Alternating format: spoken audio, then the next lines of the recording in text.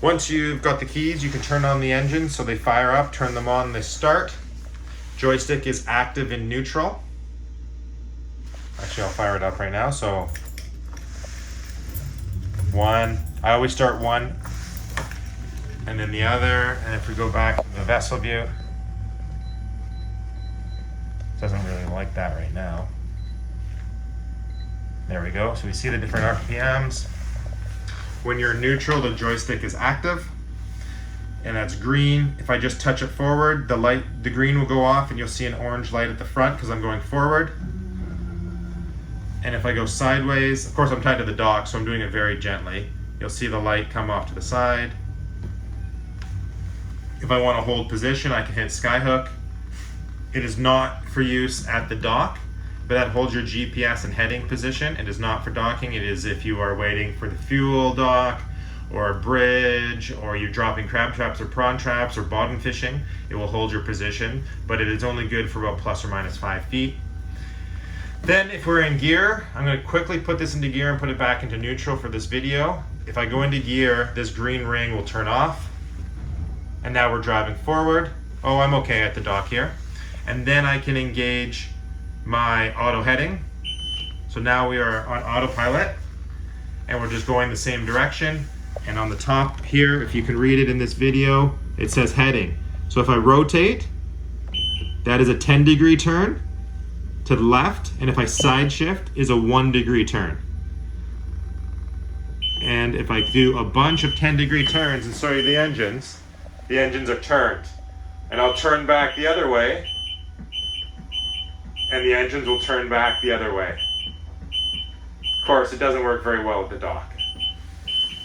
So to get off of that, you can do 2 things. You can push this button, or you can just grab the steering wheel and override it. So now I'm off of autopilot.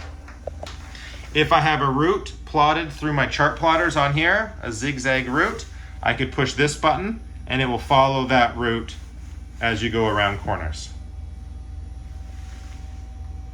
Go back to neutral. And I started the engines by turning the keys, but you don't have to. You can push and start them by this button here. So I'm going to stop them. I'm just going to push the button here, stop, and it shuts down both engines. This button here will raise both engines. So I'm going to push it here.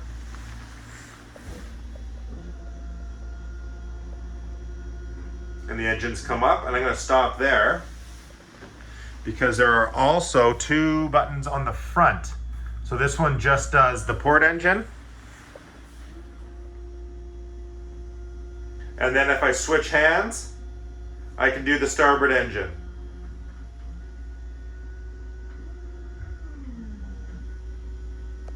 So if you wanted to fish with 1 engine out, you can do that as well there.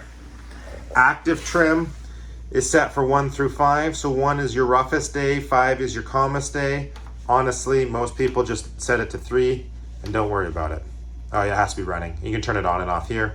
You can change the brightness, transfer you'll never use because you only have 1 station. If you had an upper station on a fly bridge, you would use that on a bigger boat. Throttle only lets you rev up the engine like your old car.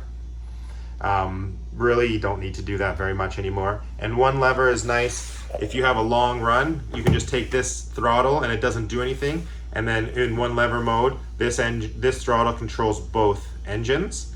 And it works really well for like if you've got big waves and you're constantly going up and down. But you do have to just remember when you come back to dock to put it back into take off 1 lever mode, and it only can engage or disengage when you're in neutral.